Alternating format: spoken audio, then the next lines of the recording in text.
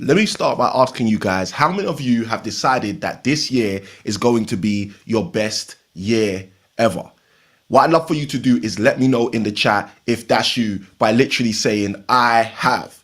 And even further to that, how many of you have actually decided that not only is this year going to be your best year ever, but additionally, this year is going to be your best year ever because you know exactly what you're going to do. And if that's you, I'd love for you to write in the chat, I do. Because it's one thing knowing that you plan to have your best year ever. It's another thing knowing exactly how you plan to have your best year ever. And in today's video, what I'm going to be doing with you guys, what I'm going to be sharing with you guys in this session is exactly how you can make sure that this year, the next 12 months is your best year ever. So if you're one of those people who've decided this is going to be my best year yet, let me literally see in the chat the words I have, and let me know that you've made that decision. And if you're one of those people who know, you know what, I'm not only going to have my best year, I actually know how I'm going to have my best year. Let me see in the chat the words I do, so I know you've made that commitment to have that going on too. Now, to get us started in today's session, I want us to start by asking a very impactful question. And that is, what does the word mean to you? What does the word mean to you? And as we go deeper into today's session, what we're going to be doing is unpacking this. So if you're joining us on the YouTube, what I want you to do is literally write in the live chat, or if you're watching this on a replay, what the word means to you. If you're joining us in a private room, do the same. Please let me know in the chat what the word means to you. And as you guys do that, what I'm going to do is I'm going to jump onto the board so we can jump straight into the depths of today's session. What does the word mean to you?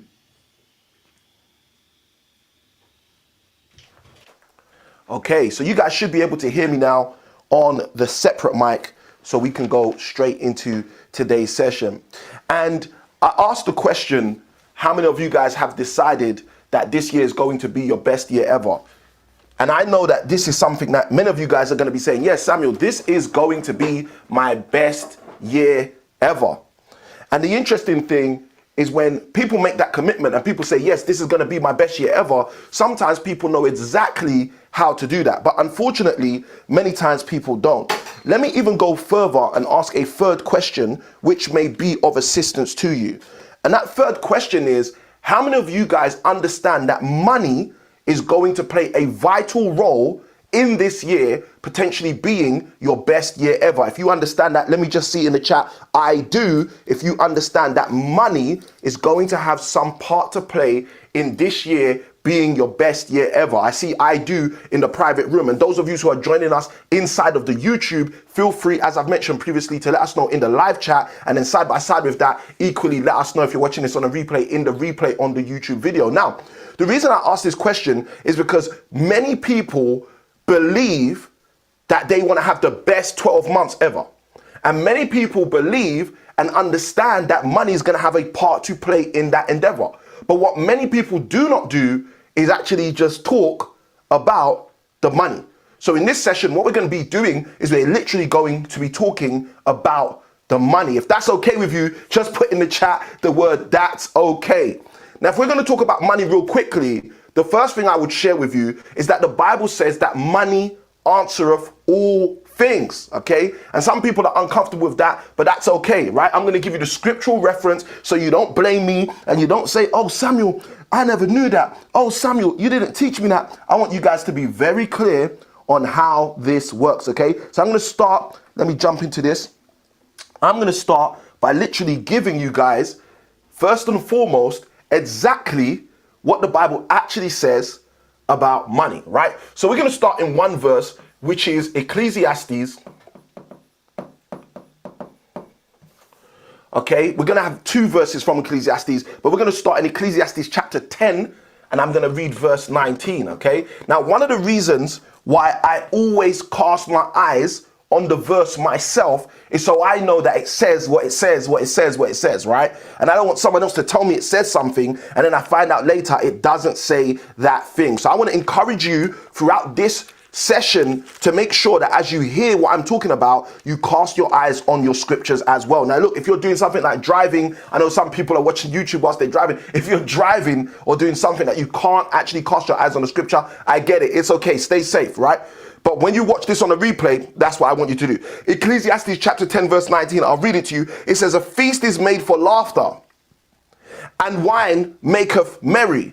But hear this, but money answereth all. Okay, and what happened is the English translators also put in the word things at the end, but the actual Hebrew rendition of this verse, the latter part in English, states money answereth all. So money answereth all things. We see that in Ecclesiastes chapter 10, 19. That's the first thing I want to share with you. But let's go deeper, right? Let's go to Ecclesiastes chapter 7, verse 12. Okay, this is a few verses, a few chapters prior. Ecclesiastes chapter 7, verse 12, to get us really understanding a few things about money, all right? And I see in the chat, that's good. So you guys are ready for us to do this. This is awesome, right? Let's go deeper. Ecclesiastes 7:12 says something very profound, very profound. It says, for wisdom is a defense and money is a defense, but the excellency of knowledge is that wisdom giveth life to them that have it. So we see here between our rendition of Ecclesiastes, thank God this is not a spelling test, Ecclesiastes 10:19, that money answers. You can tell, guys, I'm trying to go 100 miles per hour today because I have more to share with you than the time is going to permit, and I know that already for the first time. Let's go. Money answereth all things. That's the first thing that we see in Ecclesiastes 10:19. But when we go deeper, we find something else which is quite profound right here, and that's found in Ecclesiastes chapter 7. And when we get to Ecclesiastes chapter 7 and we read specifically verse 12, what we see is that money is a defense. Okay, now here's the funniest thing, right? If money answereth all things and money is a defense, surely someone should be having some conversations about money. Surely when you go to school, they should be teaching you about money. Surely when you're inside of a church, they should be talking about money. And I'm here to submit to you that if you are invested in property, if you are someone who wants to live life properly, if you're someone who's saying to yourself, there's no stopping me, I'm here to tell you that you need to understand money. You need to have a clear understanding around money in order for you to succeed over the next 12 to 24 to 48 and so on months in your life. Now, I'm not saying this because I want to talk about money. I'm saying this because if money is a defense, you are defenseless without understanding about money. I'm saying this because if money answereth all things, you are answerless if you don't understand, speak about, think about money. Now, here's the one thing you can do which is absolutely going to set you straight. You can have a biblical view about money which will set you up better than any other view you can have. If that makes sense, someone writes in the chat, please, that makes sense, so I know I'm in the right place with the right people. So to get us started, I'd like you to let me know in the chat, again, what does the word mean to you? What does the word mean to you? So I've got Daryl in the chat who's already thrown some answers in. And if you're just jumping in, I see make sense in the chat. You guys are with me. Let's go. And if this makes sense to you, if you're joining us on YouTube, let me know in the chat, on the live chat as well in YouTube. What does the word mean to you? I know I've got some answers in here already, but I want you guys to share your answers. I don't want you to try and skim away or shy away from this. I want you to take advantage of this opportunity to start breaking this down, because this is going to help you to move faster or to move further in your future. Let's go. So the word mean, I've got some different definitions in here. I've got Daryl who said mean as in angry. Okay, lovely. One answer there. I've got another answer, average, as in average. I love that there. Okay. And I'm going to throw one in as well, which isn't in the chat right now. I'm going to throw in awareness. Okay. And some of you might be thinking, Samuel, what are you talking about? I'm so glad you asked, right? So let me help you right now. Let's start breaking this down. All right. Now, someone could say that that person was so mean to them, and thus you get exactly what Daryl said. You'd get mean meaning angry. Okay, you'd get mean meaning angry. I've got more in the chat coming through. Mean, average. Okay, I see it. Okay, so some people could say mean means to be angry, or mean means to be not nice. Okay, If everybody's with me, just write in the chat, I'm with you, so I know you're with me. Let's go deeper. If you're a mathematician in the house, you might be saying like Daryl said, hold on, or like Israel said, hold on. Mean means average. This is mostly for the mathematicians. If you ask as a mathematician, oh Lord, guys, my spelling is all over the place today. Forgive me. Do you guys forgive me for my spelling being all over the place today? All right. All right. I see with you, bro. All good. All right. So if you're a mathematician in the house today, you might use the word mean to mean the average. What's the mean of these 5 variables? What's the mean of these 5 numbers? What's the mean of the amount of rent that you've accumulated from each of these rooms inside of a specific house, which is multi-let? Mean. Mathematicians will be saying mean. So now they're looking at the average, okay? They're looking at the average. But then you might be someone who says, what does that mean? What does that mean? I.e., does that make any sense? Which is where we get what I said earlier, awareness. Awareness. Now, interestingly enough, if you understand that mean has multiple different definitions, if you understand that mean can be seen in different ways, guess what you can understand? You can understand exactly what we're going to be discussing today. Because our title, for those of you who like titles, those of you who like to be extremely formulaic, our title for today is this: Money, a Mean Master. Because I'm going to share with you today how money can be an extremely mean master. Now, some of you are going to be saying, Samuel, what do you mean money's a mean master? Do you mean awareness? Do you mean that money's an angry master? Do you mean that money's an average master? Do you mean that money's a master of awareness? Well, that's exactly why you're here today, to find out. If that's true, let me see in the chat, that's true. Because that's exactly what we're going to be sharing with you. Today we're going to be discussing how money is a mean master. And in order to get started, I want us to go to Matthew chapter 6. And I'm going to get very, very open book with you according to the scriptures, because I want to help you guys. And I believe from the bottom of my heart, from the deepest depths of my heart, that the Bible is the master plan to live a life of success, of extreme success. Now, success means different things to different people because we're all made unique. However, I believe whatever success currently means to you, your fastest path to that success is through means of the words inside of this book known as the Bible. And I believe this is the reason why this is the best selling book of all time consistently, and outperforms every other self-help, outperforms every other business, outperforms every other religious book on a yearly basis, and has done for a number of centuries. So without further ado, let's go to Matthew chapter 6 and let's jump right into this. And if you're someone who's watching this content because you're used to the property content that comes on this YouTube channel, or if you're someone who's joined us before in terms of the men's Bible and breakfast sessions, I'm here to tell you that congratulations, you're in the right place being on this session today, because this session is going to equip you to move further and to move faster for your future. So without further ado, let's go. Today I'm going to be sharing with you how money is a mean master. We're going to go to Matthew chapter 6. I'm going to be reading specifically from verse 21. I'm going to read all the way to verse 24, and then we're going to go deeper and deeper and deeper. We're going to be uncovering and unpacking layers in today's session. And I'm going to share this with you. If this is your first time joining us on the men's Bible and breakfast session, and you already know, you know what, Samuel's already broken some stuff down in the last 3-4 minutes, and I know I'm going to get value, share this video with somebody. Because one of the worst things you can do is go to an amazing restaurant, enjoy all the food, wipe your mouth with the napkin, pay a tip because of how good the food was, and then walk out and never mention that restaurant to anyone else again.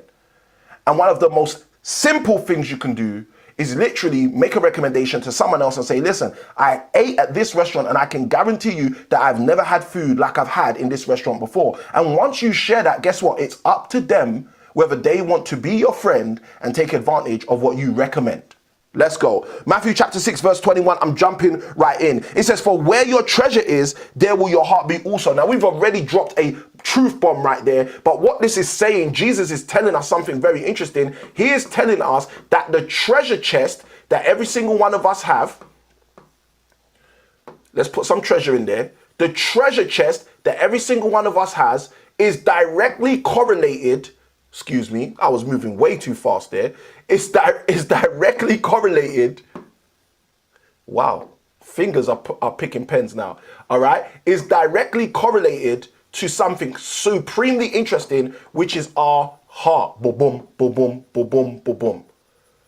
Your treasure and your heart are connected. Now, here's the thing that I find beautiful about what Jesus said in Matthew chapter 6, verse 21. He didn't say where your heart is, there will your treasure be also. Let's use the word money instead of the word treasure to make this really simple for those of you who aren't familiar with the term treasure, right? He says where your treasure is, let's put a T right here. There will your heart be, let's put a H right here, also. So what this basically means is your heart is effectively following your treasure. And the funniest thing is some people don't know this. Some people don't believe this. Some people tell themselves, oh no, my heart is in this, but my treasure's in this. Some people tell themselves, oh no, my heart is in this, but I really love this. And what they don't realize is where your treasure is where your heart is also. Let's go deeper. Verse 22. The light of the body is the eye. If therefore your eye be single, your whole body shall be full of light. 23. But if your eye be evil, your whole body shall be full of darkness. If therefore the light that is in thee be darkness, how great is that darkness? Now, this is not the interpretation, but this is a simple application. What I want you guys to understand is Jesus was basically saying, listen, don't fool yourself thinking your treasure's going to be somewhere and your heart's going to be somewhere else. And he uses a metaphor of speaking about a single eye, basically saying where this is, because they're all one thing. Let's go deeper. 24. No man can serve two masters, for either he will hate one, let's put hate here, and love, let's go back into there. For either he will hate one and love the other, or else he will hold to the one and despise the other. You cannot serve, this is so beautiful, you cannot serve, this is so beautiful, you cannot serve God and mammon. Now, those of you who are Bible scholars, Bible students, those of you who've been in the Bible for a little while, you know exactly what mammon is, don't you? Now, mammon was a Babylonian god that literally represented money, okay? Literally represented money. But mammon actually represented something deeper than money, which many people don't speak about, which is one of the things I'm going to bring out today, right? So if you guys are understanding what I'm talking about, just let me see in the chat, I do, so I know you guys are with me, because like I said, today's session, we're going to go deeper and deeper. We're going to be uncovering layers. So I want to make sure I haven't lost anyone, because if I lose you, then it's irrelevant me doing this, okay? Because this isn't for me, this is for you guys. Let's go. So we see Jesus tell us in Matthew chapter 6, and for those of you who want the rendition there, it's Matthew 6, we read 21 to 24. My advocation is that you read the whole chapter when you get time. But what we see is that Jesus says to us something profound. He says, where a man's treasure is, there will his heart be also. He says, listen, your eye has to be single, which means when you commit to one, you're one and done. And then he goes further and says, because listen, you can't love one and hate the other. No man can serve God and mammon at the same time. Now, this is uniquely profound. I see I do flood in the chat. Awesome. Now, this is uniquely profound for a number of reasons, and we're going to be breaking down exactly why this is uniquely profound in today's session. Simply put, the reason why so many people have a challenging relationship with money, so much so that thousands of years ago, Jesus had to lay down the law and the conceptual idea of this, is because many people don't have a clear understanding of money. And in order for you to get a better understanding and be better versed in your understanding of money, I submit to you that the Bible is one of the best places to go. So why do people have a love-hate relationship? Let me show it again. Why do people have a love-hate relationship with money? Okay? Why do people have a love-hate relationship with money? The reason why I believe people have a love-hate relationship with money is because, simply put, they need to develop a better understanding about money. All right? So if you live thinking money is the root of all evil, which is what many people believe, okay? well, then you've got a very big mistake going on. And the reason why is because the Bible doesn't say that. So that's not an equivocal truth in my understanding, in my worldview. It's not a biblical truth that money is the root to all evil. Even though you'll hear people wrongly quote the verse in 1 Timothy chapter 6, verse 10 again and again and again. And you see it all over the place. I've seen it on many YouTubers' videos. I've seen it on TV before. I've heard it on the news. I've heard it in so many different places. People misquoting the Bible and saying, yeah, but doesn't the Bible say that money is the root of all evil? The Bible does not say that. And this is why so many people have a love-hate relationship with money, because they do not have a better understanding of how money works and what money is. And I'm so glad you're tuned in to find out how money is a mean master.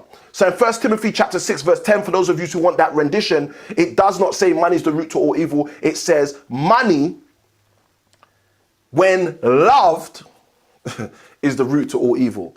And this is gonna make a lot more sense to most of us. Why? Because when we look in 1 Timothy 6:10, when we look in Matthew chapter 6, which we read a moment ago, what do we find from Matthew chapter 6? We see Jesus basically articulating the reason why you can't love money and have good, because you can't love God and mammon at the same time. So I want you guys to understand this. I want you to understand that if things aren't appropriately positioned, we're gonna have ourselves making the wrong decision. So let's go deeper into this. I'm gonna give you guys a pop quiz, right? You guys are here on this live. You guys are here with us in the room. So let me give you guys a pop quiz, okay? Let's see if you guys are with me. All right. And if you want the answers to the pop quiz, I'm going to give you the answers, or I'm going to give you the address of the answers before I even give you the quiz. All right. I'm going to help you. I'm going to have the answers to this quiz in the book of Genesis chapter 1. All right. So if you're going to Genesis chapter 1, so you got the answers before I even ask you this, just write in the chat, I'm there. Or if you're going there, just write, I'm going. Let me find out if you guys want to answer this pop quiz and get all of the answers accurately and correct, right? So I'm going to start with the quiz very momentarily. I want to start very soon. Hope you guys are ready. Let me see in the chat if you guys are there or if you're going there, so I know, okay, cool, these guys are ready for this pop quiz 100%. All right, I see I'm there in the chat already. You guys are getting this. You guys are firing me up. All right, I'm there. I'm seeing it. All right, cool. So here we go. Here's the first question of the pop quiz. And for those of you who are joining us on YouTube, if you want to write your answers in on the live chat, feel free to do that as well. If you're joining us on YouTube, feel free to write your live chat answers in as well. We will be able to see your answers too if you want to join us on YouTube, right? So here's my question. My first question for the pop quiz is this, all right? And I've said this before, guys, if you want someone else, I see Reggie in the chat as well. If you want other people to be playing this quiz, hit share on the video. If you're a brother inside of the private room, okay, feel free to share the Zoom link. Guys, you better get in right now. Samuel's running the pop quiz. So here it goes. Here's my question. In Genesis chapter 1, when God started creating the whole world, after day 1, he made a classification of everything he made. My question is, what is the word he used to classify everything he made in day 1? Someone told me in the chat. Let's go. All right, let's go. I see they're there. I see ready. I said I'm there. Okay, everybody's there. All right, let's go. What's the word that God used to classify what he created in Genesis chapter 1 after the first day? Okay, and the evening and the morning were the first day. And God saw everything that he made. Daryl's got it first, and he said, it is good. Oh, this is so good. This is so good. This is so good. All right, Daryl's with us. Let me go deeper. Pop quiz question number 2. What verse do we see that after day 1? After day 1, you guys are getting this. All right, let me see how YouTube's doing. Let's see if YouTube's keeping up with us as well. All right, guys, let me know what verse he says that in. Let me know what verse he says that in. I want to see if you guys are really with it. Let me see what verse he says that in. All right. You guys are getting this. I'm loving this. I'm loving this. I'm loving this. All right. So I see a verse in the chat. I don't want to tell anybody that they're wrong today. Okay. I see another verse in the chat. That's quite interesting. All right. Both of the verses that came in first were wrong in the private room. Brother Tyrone's got it first. Verse 4. Okay. Let me read it to you. Genesis chapter 1 verse 4. And God saw the light that was good, and God divided the light from the darkness, okay? Is it verse 4? If it's verse 4, just write in the chat, yes, so I know it's verse 4. If it's verse 4, just write in the chat, yes, so I know it's verse 4, right? Now, I'm going to quiz you even deeper. Let's go deeper. After God created everything on day 2, God used a word. Oh, this is so juicy, all right? What was the word used after creating everything in day 2? Someone tell me in the chat. What was the word used after creating everything in day 2? Someone tell me in the chat. Let's see what happens here. I told you guys it's a pop quiz. All right, I got one answer. Daryl says good. Let me know, guys. Let those answers flood in quickly, guys. Come on. Daryl says good. Any other answers, guys? If it's the same answer, throw the answer in the chat. Let me know, guys. Let me know. All right? Now, unfortunately, Daryl, great try. I'm going to even give you a round of applause. Here's your round of applause. Round of applause for trying. But unfortunately, this is not the correct answer, okay? And the reason it's not the correct answer, I said this earlier, I'm going to say it again, because many of us haven't really been looking at the details. We haven't really been looking at the details, and I want to equip you guys to win. So I need to show you the details, right? At the end of day 2, there was no word used to classify anything that God did. Now, let me tell you why there was, or one of the reasons I strongly believe there was no word used. I'm going to tell you why. Because in biblical numerology, which is the study of numbers from the Bible, the number 2 represents separation. And if you look at what God does on the second day, he separates the heaven from the earth using a firmament. And God doesn't say at the end of day 2, it was good. Hopefully somebody has learned something today. They say every day is a school day, so hopefully somebody's learned something today. Now, let's go deeper. Day 3. Here's the pop quiz question. What's the word that God uses to classify what he does in creation on day 3? Someone tell me in the chat. What's the word used at the end of day 3 to classify what God is creating? And guys, listen, I want you guys to understand this. I've shown you where the answers are. Now, this is no, finger pointing. I just want you guys to understand. I've shown you where the answers are, and 90% of us would have got the last answer wrong. Why? Because we've been taught erroneously. And this is what I mean when I say we all have to have a better understanding of money. Because by having a better understanding, you might have a great understanding right now, but by having a better understanding, you radically equip yourself to move further, faster in your future. Let's go deeper, right? So day 3, end of day 3, someone tell me, whether it's in the live chat on YouTube, whether you're joining us equally on in the private room, someone tell me, day 3, what specifically do we see is the one word classification given to the creation on day 3, given to what God does on day 3. Someone tell me what happens on day 3. Someone tell me what happens on day 3. All right. I want to see exactly what happens on day 3. I want you guys to be showing me day 3, Samuel, this is what you see, right? And here's one of the things you can always help yourself with. Like I'm doing this with you guys. The moment you get your answer, literally share the verse.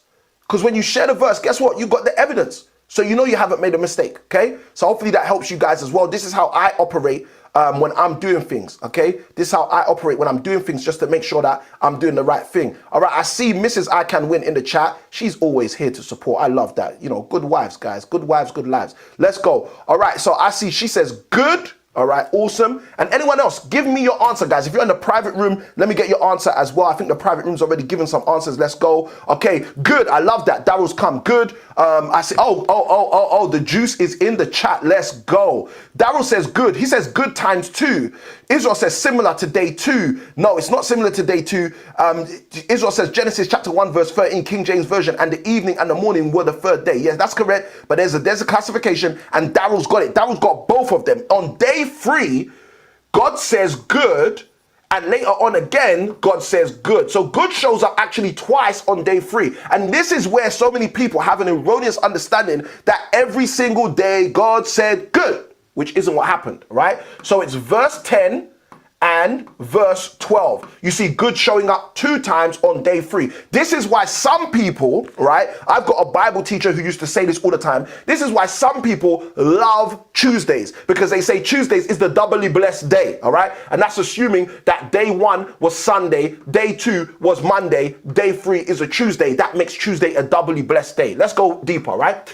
Day 4. And those of you who were on our Wealth Without Walls program that we did some time back, you would know that throughout that 7-week program, the 8-week because we did the bonus week, but throughout that 7-week program, we did that program, we delivered that program on Tuesdays for this exact reason, all right? And these are some of the secrets that we share with people who are inside of some of our trainings and stuff like that. But let's go deeper. So day 4, on day 4, same question, guys. What was the word used in order to classify at the end of day 4? Someone tell me in the chat, and you guys should be quick with this now because you had a bit of practice in this pop quiz, right? Because I want to thrash this out. I want to make sure that you guys are with me. I want to make sure that you guys are getting this. Day 4, what happens? Israel says good. Israel is absolutely correct. And this is found in verse 18. Someone tell me day 5, what happens? Day 5, what does God use as a single word classification? I see it in the chat. Genesis 1 verse 18 to 19. And to rule over the day and over the night and to divide the light from the darkness. And God said that it was good. That's verse 18. And the evening and the morning were the 4th day. Love it. Now let's go into the 5th day. Day 5. What do you see? What word do you have for me? Let's go. Day 5. Right? And here's another clue for day 5, just to speed this up. It's in verse 21. I'm going to read it for you. Verse 21. And God created great whales and every living creature that moveth, which the waters brought forth abundantly after their kind, and every winged fowl after his kind. And God saw it was, oh, I see it in the chat, good. So let's go to day 6. Day 6. Same question. What is the word that God uses in day 6 to define his creation according to day 6? Someone tell me what happens in day 6. Oh, look, I love it. Mrs. I Can Win says on the YouTube, Tuesday. That's right. There's 2 on that day. It's a doubly blessed day. And I see good in the chat. Let's go. All right, let's go. All right, guys, so give me day 6. What happens on day 6 specifically as it pertains to God's creation? What word does God use on day 6? I'll give you a clue as well. It's in verse, oh, I'm giving so much away here, but let me give it all to you. Verse 25 and verse 31, which is literally the last verse, right? So in verse 25 and verse 31, we see the word good and we see the words very good, okay? Why is this so important? This is so important because over a period of 7 days, day 7, God decides to rest. And let me show you what happens here, right? We see from Genesis 1, verse 1, all the way to Genesis 2, verse 3. This is the creation of the world, including the rest that God took. We see over 7 days, 7 goods. If you guys understand me, just write in the chat, I'm getting it. I want to know you guys are getting it, right? And let's break this down. You've got good 1, good 2, good 3, good 4, good 5, good 6, good 7, right? Let me know if you guys are getting it. If you guys are getting it, just write in the chat, I'm getting it. And listen, guys, if you're watching this, if this is your first time spending time with Samuel I Can Win on YouTube, and you're watching this and you're getting value, and it's going a little bit too fast, that's okay. You can slow down the YouTube video speed, or you can watch the replay of this, all right? I just want to add value to you guys as quick as possible and make sure you guys are getting this. But gratefully, because this is on YouTube, for those of you who are joining us on YouTube, you can watch the replay. For those of us in a private room, we're going to have the Q&A like we usually do at the end, so you guys can ask me questions or your key takeaways at the end. All right, let's go deeper. Whew, time is far spent. Let's go. Guys, I'm going to share this with you now. I may not be able to finish today because we have so much to share. We may have Money and Mean Master Part 2 next month. Let's go. Let's see it, right? Now, here's something very beautiful. I've spoken to you guys. Oh, I flipped pages. Didn't want to do that. All right, so let me break this down. I've spoken to you guys about how over the 7 days of creation, the word good was used 7 times. And the reason why this is so significant is because we spoke earlier about biblical numerology, and we said according to biblical numerology, when you use numbers to basically get definitions or meanings from the Bible, the number 2 represents the number for separation. But here's something interesting. What does the number 7 represent? The number 7 represents completion, okay? And it probably represents completion because it was 7 days that God used to complete the creation of humanity, of the world, and then rested, right? But here's an interesting thing. Number 6 represents the number of man, okay? And some people call it man's falsehood as well. Now, why is 6 representative of the number of man? Well, that makes sense, doesn't it? It should make sense. If it doesn't make sense, let's get the laser up on here, show laser pointer. And let's get the laser up on here, show laser pointer. Now, this is the reason why it's interesting that the number 6 represents man, is because on the day 6, when you read from verse 25 and 31, God created humanity. He created man. If someone's getting this right in the chat, I'm getting it. I see it in the chat, I'm getting it. Let's go. If you're getting this, let me know you're getting this. 6th day, God created man. 6 is known as the number for man. 7th day, God rested from all the creation he had created. 7 is known as the number of completion. He completed his work. Now, why is this interesting? I'm going to show you why this is interesting. Because the next place we see God classify something as ultimately good is found in Genesis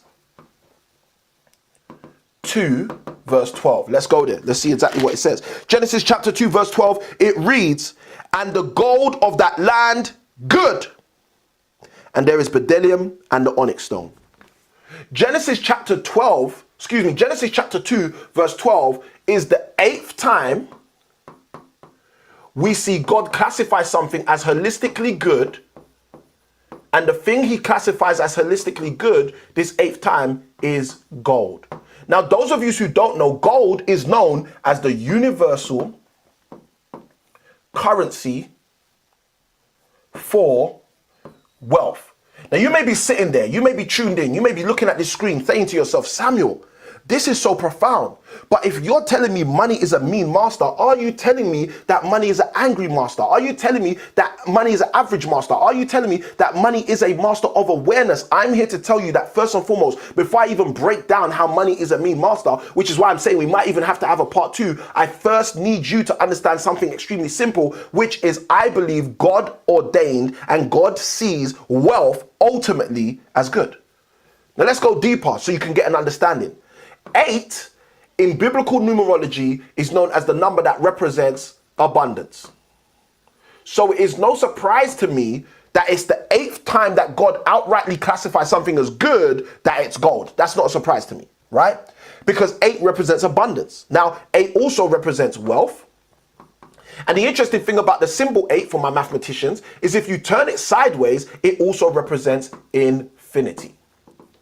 Okay, which again is why some people say have an abundance mindset. Believe that there's more than enough for everybody. Believe that there's not just enough for you and just enough for them, but I believe there's enough for you also.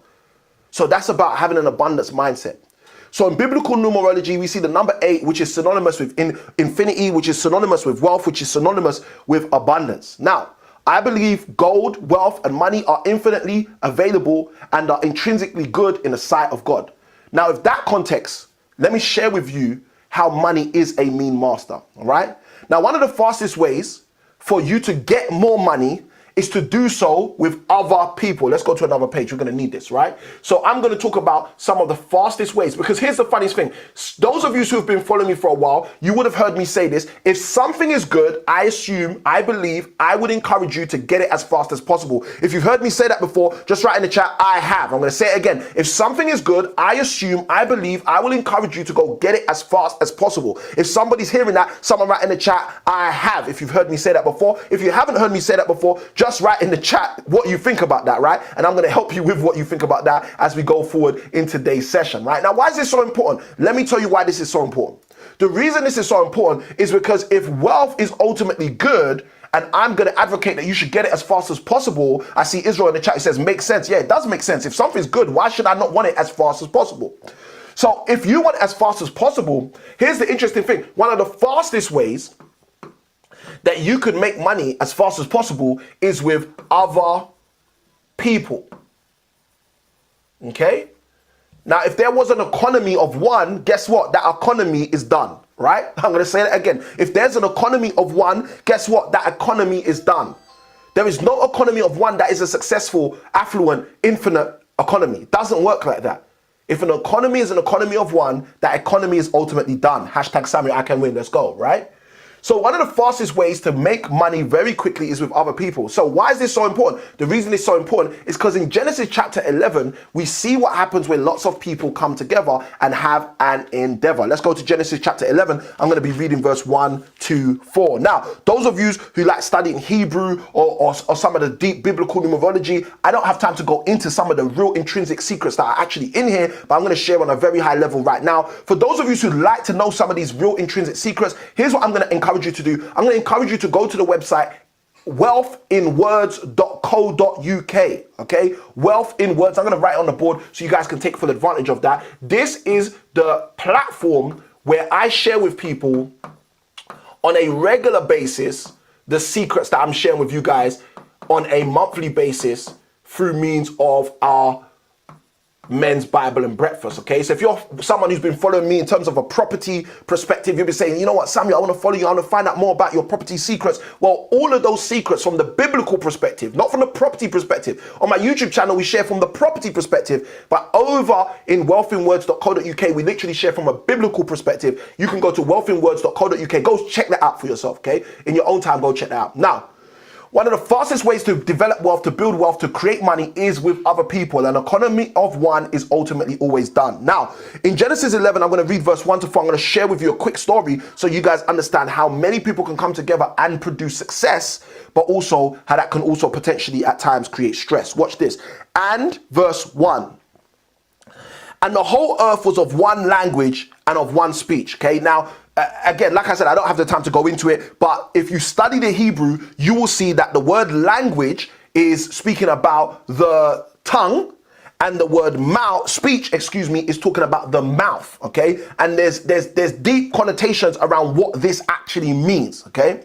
So it says, in the whole world, the whole earth was of one language and of one speech. Verse 2, and it came to pass as they journeyed from the east. And those of you who study Hebrew, you know exactly what that means. That means they went away from the things of God, okay? So watch this. As they journeyed from the east, because if the reason I'm saying this is this, if you study what was happening in Genesis around this time, what you will find is that Abraham was in a specific location and he journeyed to another location. You find out where all these different things are by just going from Genesis 1 all the way to Genesis 15. And when you start realizing where all these things are, you realize that actually on a compass, they didn't theoretically actually journey from the east, okay? So those of you who are biblical scholars, you will know that in the Bible, when you see they journeyed from the east, away from the east, it's saying they journeyed away from light. Why? Because the east is where the sun generally rises from. And as a result, if they journeyed away from the light, they're journeying away from God. It's a metaphor, okay? And for those of you who don't know, let me just share this with you as well, all right? This right here, when I said to you, money is a mean master, this is called a triple entendre. Okay, it's called a triple entendre. For those of you who don't know, a triple entendre is where you have a statement which actually has three meanings. If you guys are getting this just right, I'm getting it in the chat, because guys, I don't want to lose you with all of this stuff if this is all new to you. Let's go. Verse 2, and it came to pass as they journeyed from the east that they found a plain in the land of Shinar, and they dwelt there. And they said one to another, which means they're communicating with each other. This is a large group of people. The whole earth is in one voice. Guess what? No Chinese whispers. Why? Because they all understand each other. No Chinese whispers. Why? Because they're all communicating with each other. Listen to what they said. And they said unto one another, go to, let us make brick and burn them thoroughly. And they had brick for stone. Oh, that's so powerful. And most people miss this, right? And this is something I'm actually going to teach in my community very soon, right? They had brick for verse stone. So where they should have had stones, instead they had bricks. Now, the thing that's powerful about this, and many of you won't understand this, but I'm going to break this down in one of my trainings. So again, if you haven't already, go to www.wealthinwords.co.uk at some point, register, sign up, be a part of what we're doing in that community, and you might catch the replay or the live session where I actually teach on this, because I haven't taught on this yet. But they had brick for stone. Why is this important? Because only God can create stones, but any human being can create bricks. Stones are like human beings, everyone's unique. But bricks are just like lemmings, everyone's the same. If someone got a revelation there, just write in the chat, I did. Let's go deeper. So they had brick for stone. and slime had they for mortar. Okay. Now, the reason this is so rich is because if you look in different translations of the Bible, they have different words for the word slime. And the reason they have different words for the word slime is because of what it actually means. Let me tell you what the word actually means. It actually just means material. It actually just means material. And the first thing I want to share with you in today's session, while time is extremely fast spent and I've just looked at the time and realized what it is money is a mean master. And let's just say that we're only going to have time to go through the first one today, but money is a material master. You see, I want to share with you, as you go through the next 12 months, if you believe that you are going to receive everything that you desire to receive, you need to ensure that money is not your master. And the reason I'm saying that to you is because first and foremost, to get started in today's session, we'll come back to this in next month's session. I want you to understand that money is a material master. Now, we don't have time to go deeper and unpack this the way I would have loved to because I've just recognized what the time is. But like I said, if you have got value from this training and you think this is the kind of stuff you'd like to learn more about, go to www.wealthinwords.co.uk, get yourself fully registered so you can be a part of what we're doing and take full advantage of where we're going over the next 3 months. I guess it's going to take, if it takes me one session to literally get to the M. But I want you to understand that money is a material master. Don't allow money to be the material master that leads you astray from everything that wants to get you paid. This is something I can win. I'm signing out. For those of you inside of the private Zoom room, we're going to be opening up our Q&A right about now. Questions, answers, key takeaways, and comments. Have your notepads, iPads, tablets, styluses, and pens and papers with you so you can jump into that with us right now. And for those of you who are with us on the YouTube, God bless, love you, see you on another session. And remember that it's small keys just like these, like we've been sharing here, that's going to help you open up big doors. I'll see you on the next one. Good day and God bless.